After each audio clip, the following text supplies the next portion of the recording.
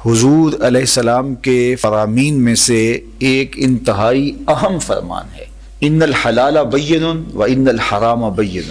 حلال بھی واضح ہے اور حرام بھی واضح۔ حلال اور حرام کے درمیان کچھ چیزیں شبہ والی ہیں، لا یعلمہن کثیر من الناس، زیادہ لوگ ان کو جانتے نہیں۔ جو شبہ والی چیزوں میں پڑ گیا وہ حرام میں پڑ گیا۔ ہمیں اگر پتہ چلے کہ فلاں ہوٹل میں جو کھانا ملتا ہے اس میں کوئی ایسی چیز ہوتی ہے تو ہم اعراض کر جاتے ہیں، 2 قدم آگے چلے جاتے ہیں کہ ہم صحت کے ساتھ کھلواڑ نہیں کریں گے۔ اسی طرح ہم اپنی امور زندگی میں یہ ضابطہ طے کر لیں کہ ہر وہ ذریعہ رزق جس میں ہمیں اندیشہ ہو کہ اس میں شبہ ہے، تو ہمارے لیے ہمارے جسم کی ساخت اللہ نے اس طرح تو نہیں بنائی کہ ہم وہی کام کریں اور کوئی کر نہیں سکتے، تو ہمیں اس کام سے گریز کر کے اس کام پہ جانا چاہیے جو بالکل حلال ہو۔ تو مشکوک کو بھی اختیار نہیں کرنا اور حرام سے تو مکمل اجتناب کرنا ہے، بلکہ بعض امور جائز بھی ہوتے ہیں لیکن وہ خلاف اولا ہوتے ہیں، اور خلاف اولا ہونے کی وجہ سے ان کو بھی ترک کر دیا جاتا ہے۔ صحابہ تابعین کو کہنے لگے کہ جن چیزوں کو تم معمولی سمجھ کے اختیار کرتے ہو، ہم ان چیزوں کو حضور کے دور میں مہلکات میں سے سمجھتے تھے کہ یہ چیزیں ہلاک کر دینے والی، اور ہم اس بات کا بہت زیادہ التزام کرتے تھے کہ اپنے معاملات کو بالکل صاف رکھا جائے۔ اسی طرح تقوی انتہائی احتیاط کا نام ہے۔ حضرت امام اعظم ابو حنیفہ علیہ رحمہ نے کسی سے قرض لینا تھا تو اس کے ہاں تشریف لے گئے قرض کے تقاضے کے لیے، دروازے پہ دستک دی اور پیچھے ہٹ کے دھوپ میں کھڑے ہو کے صاحب خانہ کا انتظار کرنے لگے۔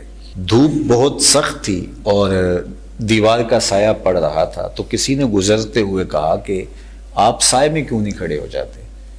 تو فرمایا کہ صاحب خانہ سے میں نے قرض لینا ہے، اور جس سے قرض لینا ہو اس سے کوئی نفع حاصل کرنا سود ہوتا ہے، تو میں ڈرتا ہوں کہ کہیں یہ سود کے زمرے میں نہ آ جائے۔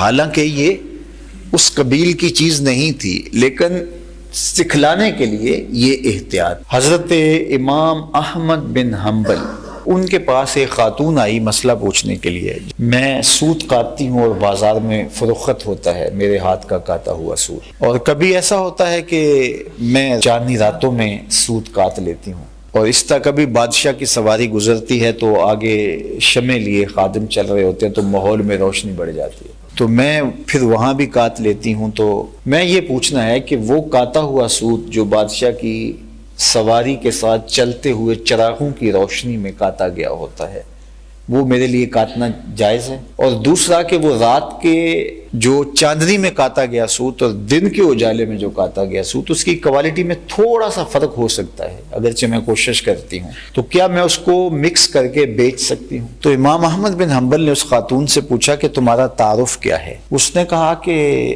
آپ مسئلہ بتائیے، سائل سے اس کی ذات تو نہیں پوچھی جاتی۔